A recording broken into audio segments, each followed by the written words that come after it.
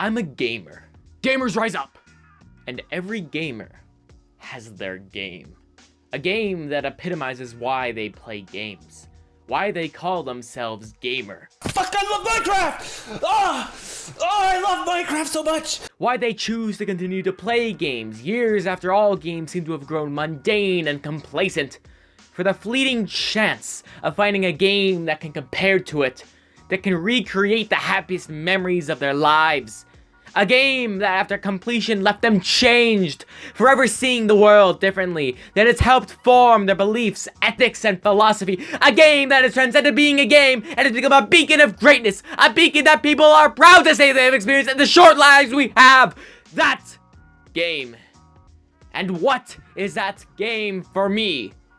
It's Dark Souls 1.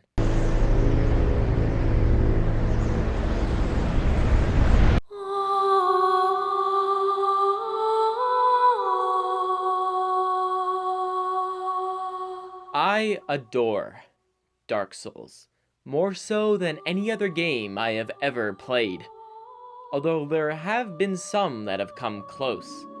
Now I'm going to assume most people watching this are familiar with the Dark Souls franchise. I mean, it is popular enough that its game became synonymous with challenging video games, as well as have created and pioneered the subgenre of Souls-like. This game made me into the pro gamer I am today, as well as the man I have become.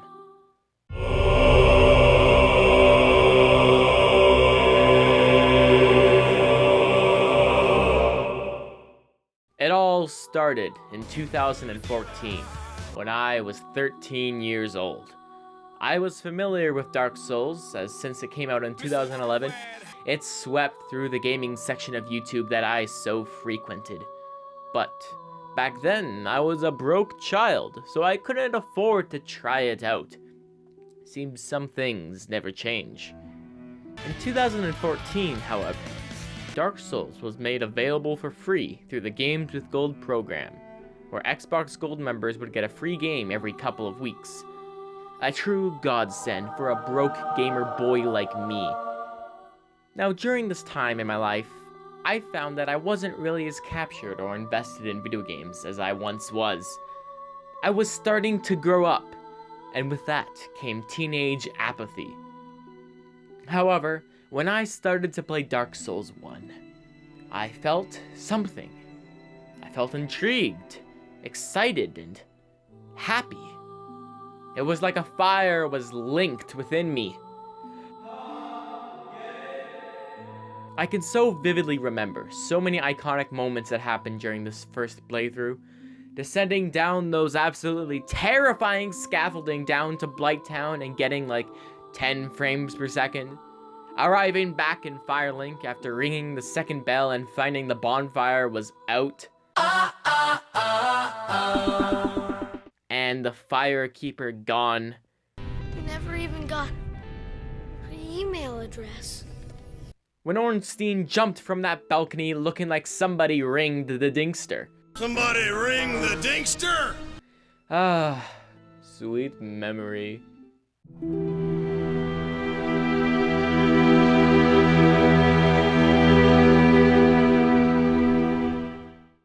This was a very formative time for me, and Dark Souls influenced my taste more so than anything else I have ever played, in both story and gameplay.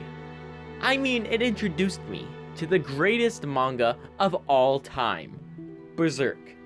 And there is no nobler an action than that.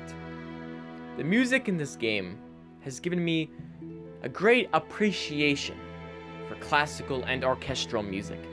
I had no interest in these genres before Dark Souls, but I now find myself listening to the uplifting sounds of classical composers. Ironically, Dark Souls puts emphasis on its music by having there be no music for the majority of the game. Just you, the world, and your footsteps. This absence of music makes it so that when boss music starts up, it hits you harder than anything else.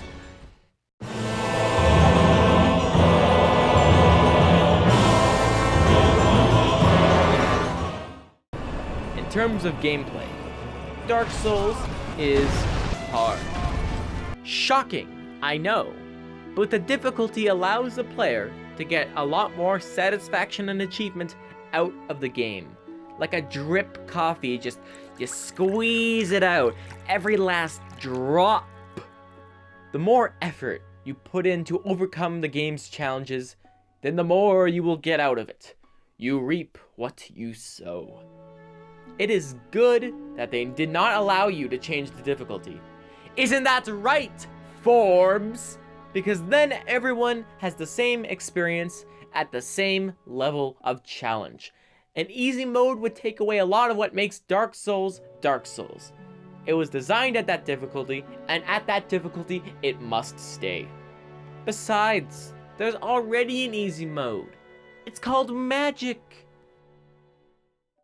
Duh, duh, duh. Why did I say that?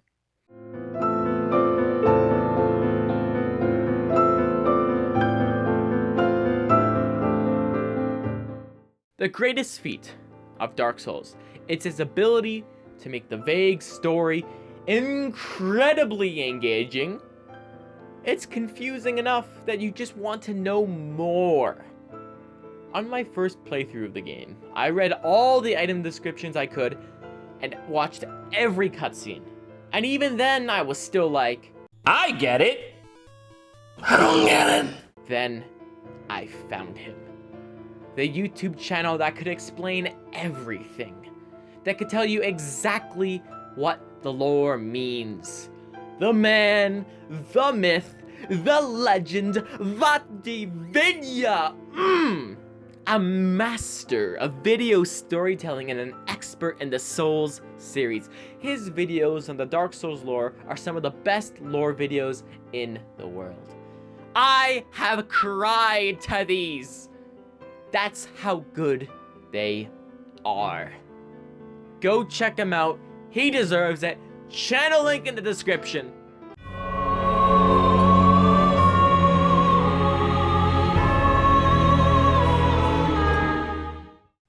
Despite being released 8 years ago, I'm feeling old. Dark Souls still looks as good as ever. Everything from the enemies to the environment looks absolutely beautiful when it wants to be. And Orlando with its flying buttresses still takes my breath away every time I see it. As well as that amazing chest. It also has the really cool design choice of having future areas being the background that you can see in other areas. It makes the world feel grander and far larger than it really is.